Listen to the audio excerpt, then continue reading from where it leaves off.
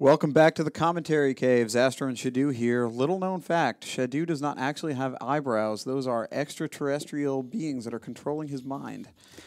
What are we looking at here, Shadu? We're looking at a ECM team by the Aggravated Assault as my eyebrows look at you very menacingly and want to kill you. Two Sleipnirs, Scimitar, Thrasher, a couple of Kitsunes, 3 Kitsunes. This is an ECM heavy team on the Aggravated Assault. Yes, and Aggravated Assault ... has one of my favorite pilot names in this series. That is Fum Duck, who is in one of their Sleipnirs. And the R0NIN team looks to be running a Proteus-based Galante Rush team with Curses and some Tyrannuses thrown in there, and a wild Myrmidon appears for whatever reason. Maybe this is a drone team. Well, we're starting to see Galante ships. We're talking so much about not seeing Galante in this tournament. Now 2 matches in a row have been very Galante heavy setups. The match is underway. The R0NIN are charging in and getting close to the Aggravated Assault team. Some damage showing up on the Aggravated Assault E-War ship, so I guess their jams are not going through yet.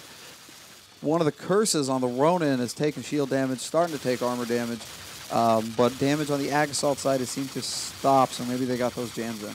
Yeah, looks like there will be periods of time that the R0NIN team will be able to put some damage on the Aggravated Assault team. Of course, this is one of those occasions where if those jams start failing and the ships start exploding on the Aggravated Assault side, this match will very quickly turn while we are still losing ships on the R0NIN side. So looks like the Guardian is able to catch reps on that curse. It is catching reps. And as he is taking damage, the Ag Assault has a Rook now out of shields. He looks like he got a couple reps from the Scimitar, but he's in armor now. He's probably not going to make it very long. If this Rook dies, and as it looks like it might do, as the Scimitar just got a hero rep in there before it died, this match could still very well turn. It looks like the R0NIN are fielding ECCMs because they, of course, have the mid slots to do that. As they lose their curse, however, this could very much still be going for the Aggravated Assault team. However, that Rook is taking damage once again,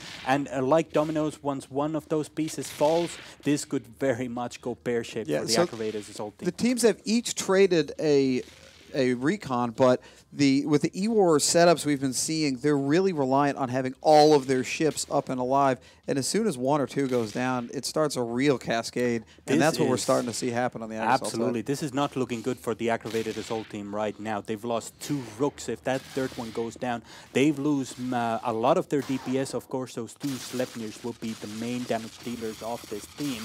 But while they are taking down that Guardian, which is taking painstakingly long right now, the Rook is starting to catch a little bit of damage as well. Sleipnirs do a lot of damage, but they're about the only damage dealers on the Ag Assault team. They don't have impressive DPS compared to some of the setups we've seen in this tournament. They are chewing down that Guardian, although slowly.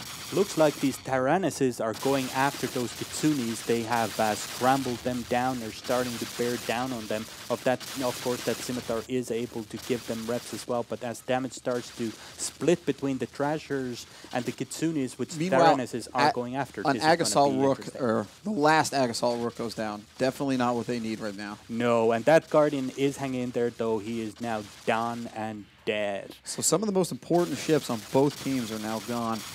But right now, I kind of like the way the R0NIN are looking. What do you think? Yeah, this still could go either way, but with those 3 Proteuses still there and only 2 Sleipnirs as a damage source, I think this match is done. Yeah, I think that those Proteuses are going to be able to stay alive and take down the rest of what Ag Assault has. But I could be wrong, although I am not often wrong.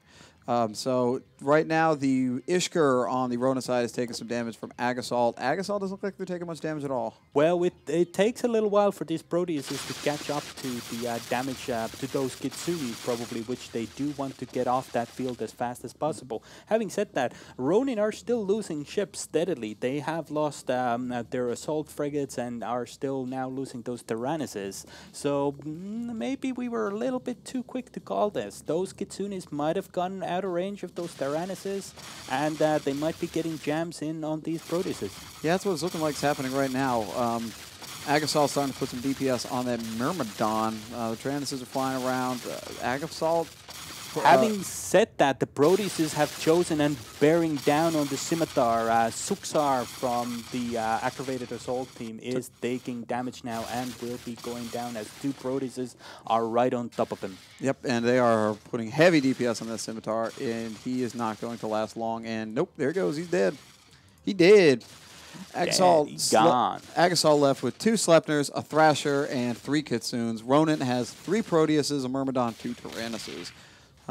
It's still the major DPS of both sides is still alive. So both of these Slepnirs are right on top of the Myrmidon. It's a little bit interesting, perhaps. Why didn't these Proteuses just choose to bound on these Slepnirs? Because they were right on top of them there.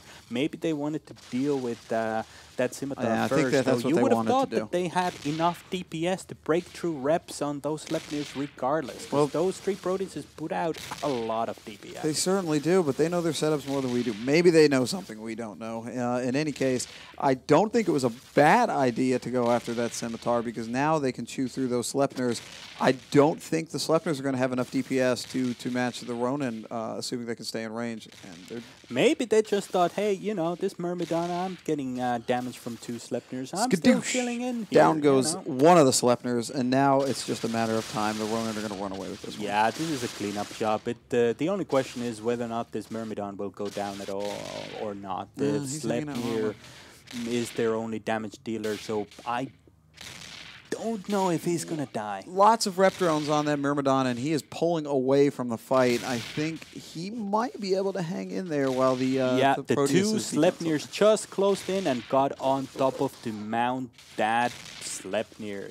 He's going down very fast. So we were talking earlier about the impact drones can have in the battle. Drones definitely seeming to have a pretty big impact on this one, keeping that Myrmidon alive. Well, the Proteuses, of course, are pretty interesting and nice ships in the terms that if I don't know what subsystems, I don't recognize the subsystems from the pure feed here alone, see what they were fielding, but they seem to be fielding a lot of drones, so they might have that drone subsystem in there, and they were perhaps able to swap between rep drones and damage drones. It's possible, and you know, there are those Kitsunes out there, but yeah, even if a ship gets jammed, the drones are still going to be doing their work.